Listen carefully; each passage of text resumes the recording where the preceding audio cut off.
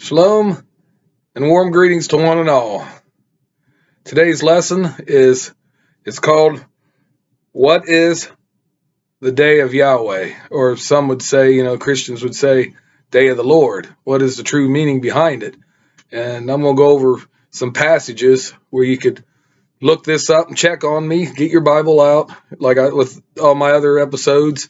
Get your Bible out, read up on me, check up on me, believe the Bible. Don't believe me, believe the Bible, what you read. Anyways, I want to sit here, and I also want to say before this, I want to say thank you to all of you who watches my channel, watches my series and everything. I humbly appreciate it. And with that said and done, I want to get down to business here. Okay, what is the day of Yahweh?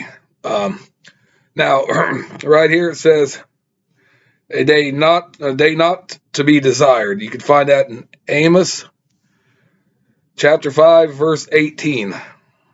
It's not going to be desired because, it's going to be a time that never happened in the history of mankind. It's going to be, you can say, a dreadful day. It's going to be a scary day, especially for the unbelievers. It's going to be scary, but before the good, there's going to be the bad.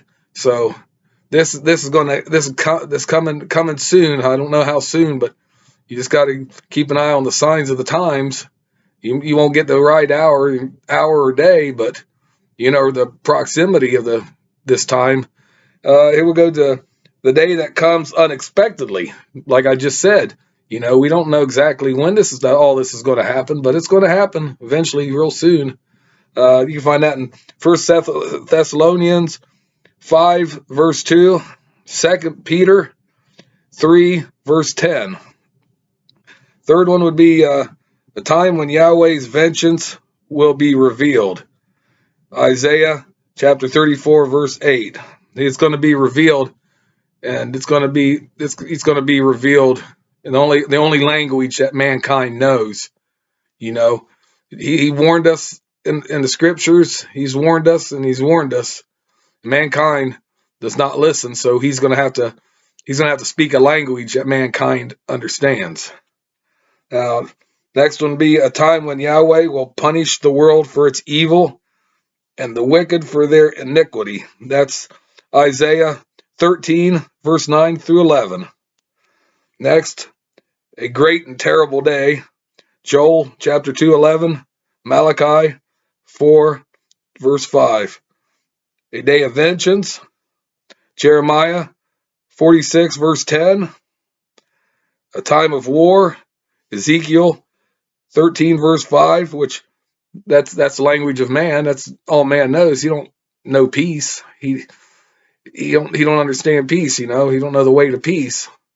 But Yeshua and his Father Yahweh, they understand peace, and they want to give it to us, but they don't want to force us to do it. We got that free moral agency, so we got to choose, and choose this day. What are you going to do? A time when Yahweh arises to shake terribly the earth. Isaiah chapter 2, verse 19.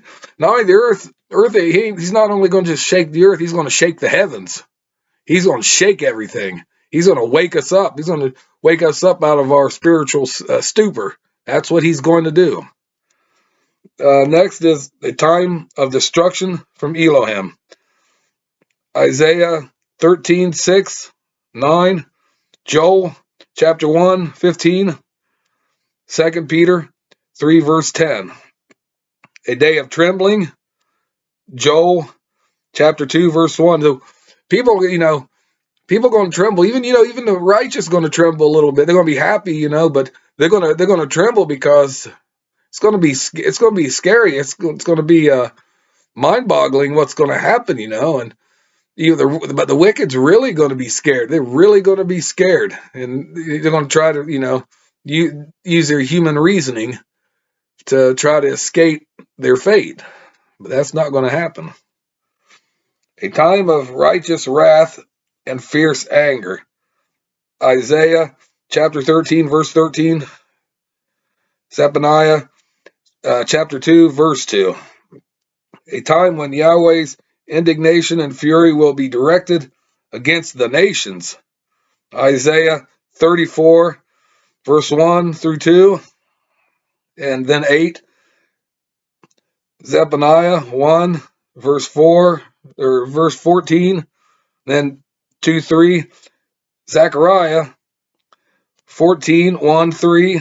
Obadiah chapter 1, 15 verse. And yeah, the nations, these going to be, the leaders, evil leaders. It's all about greed, power, prestige, money, sex. It's all what it is. We got corrupt leaders. So even today, we got a lot of corrupt leaders that are not in touch with the masses, the citizens, the people, and they want to impose their will over us. We don't have a choice in whatever matters. I mean, how to live, how to raise our children, and things like that. We don't want to go to war against a little tiny nation, that a third world nation, think we're big and bad. I mean, we're talking about the United States. We don't, that's not right. I mean, but when it comes to like the Soviet Union, who's been plaguing us for decades, since they're as big as us, we ain't gonna mess with them or anything. We'd mess with Cuba, back in the 60s, mess with Cuba, of course, but we won't mess with anybody that's our size. The United States, the leaders, they pick on little guys. That's what they do, because they're cowards. That's what it is. But anyways, we'll go to the other one. A time of humbling the proud and lofty. Isaiah chapter 2, verse 12. Yeah, Yahweh is gonna humble all these people. He's gonna make their legs shake, and they're gonna be humbled. They're gonna wake up. Their eyes are gonna be open. Their mouth's gonna be dropped. And they're gonna be speechless. They don't have no choice. A time of fierce anger and darkness. Isaiah 13, verse 9 through 10. Joel chapter 2, 31. And then you go to 3, verse 14, 15. And then Amos chapter 5, verse 20. A time of fire from Yahweh. Joel 2, 1 through 3. Then verse 30. Zephaniah 1, verse 18. A time of clouds, thick darkness, gloominess, wrath, trouble, distress, and terror. That's Ezekiel 30, verse 3.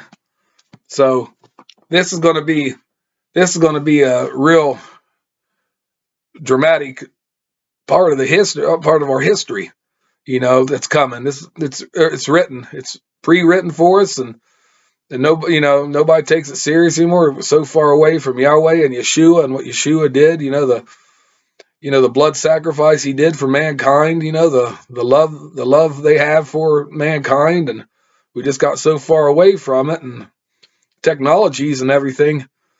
They become gods to modern man. They worship the creation and not the creator, and that's just a sad state of things. It is, but even though there's a lot of doom and gloom, right there in the end, there's salvation.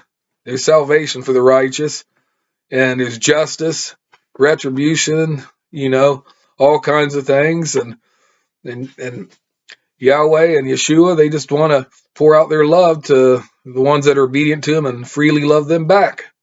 And that's all there is to that. But anyways, I just wanted to touch up on that. And I also wanted to say thanks to one and all for watching my channels. And please like my channel and subscribe to it. I'm going to have future content. So, and hit the notification bells. And hey, with that said, peace out and shalom, like always.